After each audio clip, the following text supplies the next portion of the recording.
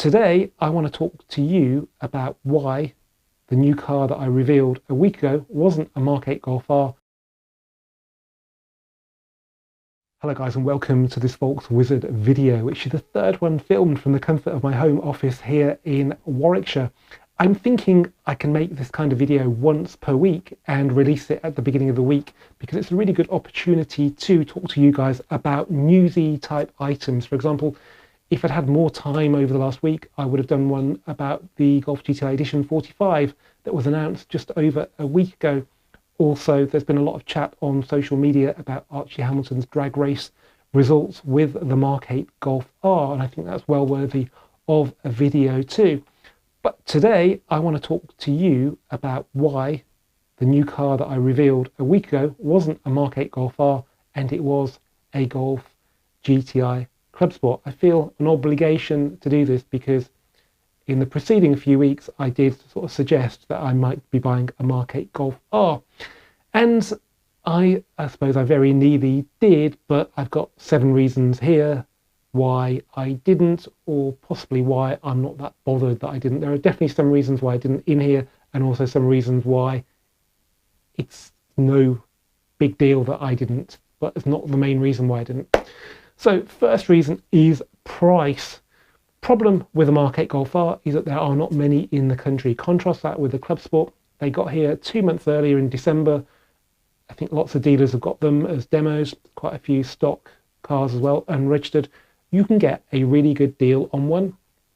Any Golf Rs now are not really going to be discounted. Not every dealer's got one, and the ones that have had them have sold them pretty quickly. So you're going to have to pay what they call in the trade full up, the full recommended retail price for one. And I'd struggle to do that even if I had to pay full recommended retail price for a Clubsport, because I don't think it's worth £2,000 more. Personally, you may disagree. If you want 4-wheel drive or you want to drag race, then of course, you know, there's no competition. But the thing about the Clubsport, there's so many in the country, there are some deals to be had. Looking on Auto Trader a few weeks ago, I saw there were ex-demo cars for under 32,000 quid. This is a car that is 37 and a bit. And if you put metallic on that as well, it's into 38, 31, 999 with a metallic, a few thousand miles on the clock. Anyway, I inquired with Lee at Cheltenham Volkswagen. I said, can you do this price? And blimey, he said yes. And the discount was, I can't really tell you exactly what it was because it may not apply now, but put it this way, it was well over 10% off the RRP, which is a massive gulf between what I'd have to pay for a Clubsport, what I'd have to pay for an R. So that is the main reason I got a much better deal on a Clubsport. Number 2, the Clubsport is a lot lighter than the R. It may not sound like a big difference. The R weighs 1,551 kilograms. The Clubsport is 1,461 kilograms, so 90 kilograms difference. What's that? It's probably like 5 to 6% difference.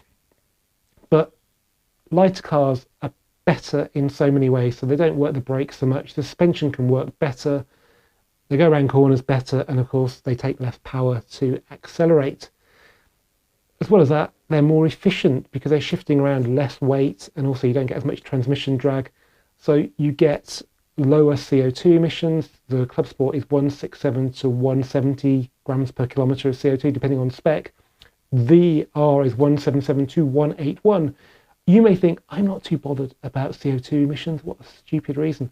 Actually, the first year road tax is £330 cheaper for the Clubsport.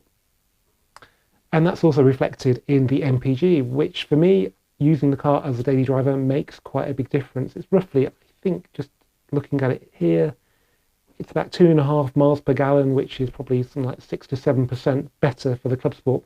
So the Clubsport ranges from 37.7 to 38.2 miles per gallon, let's call it 38. And the R goes from 35.3 to 36.2, so let's just say just under 36 for that average, depending on the spec.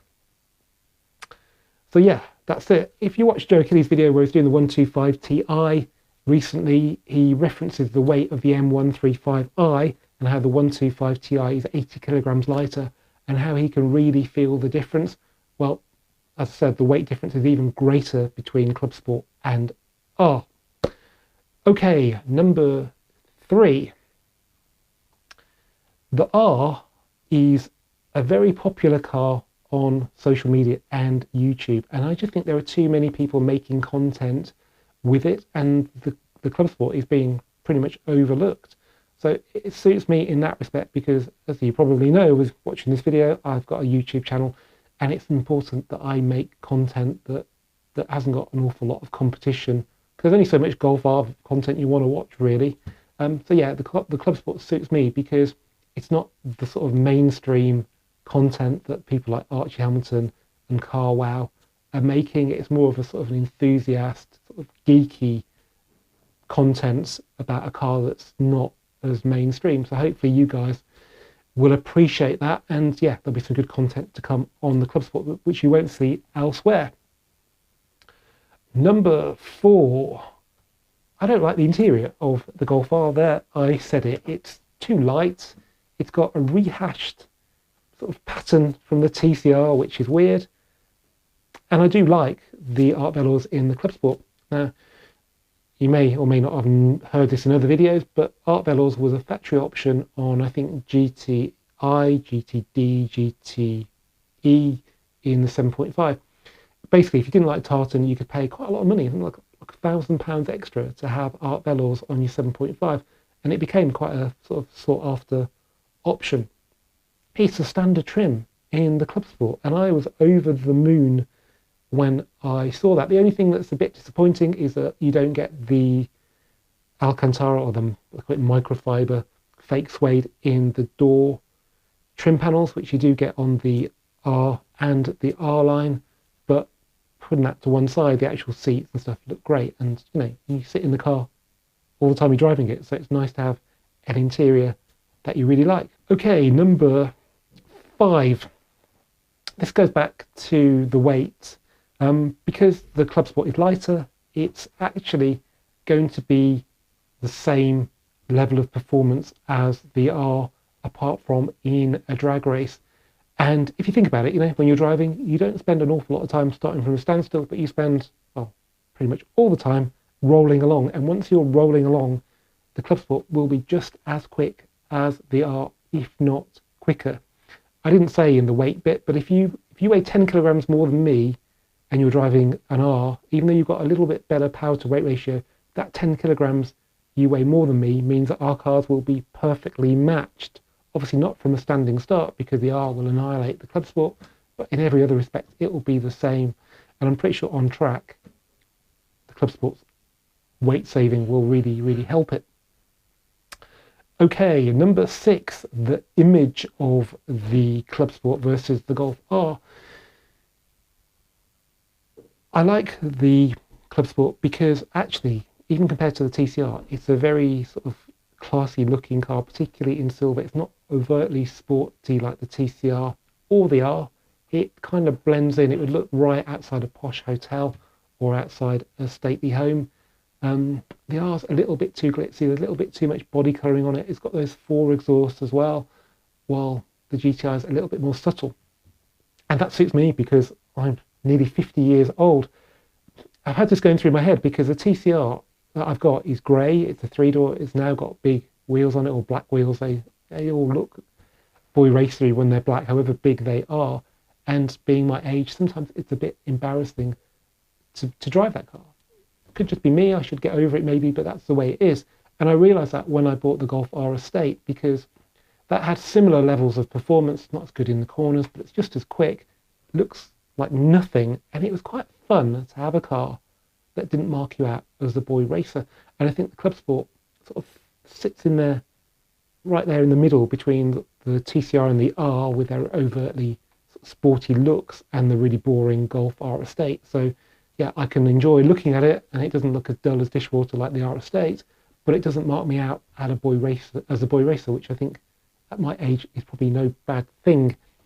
Okay, next up we have the rear spoiler.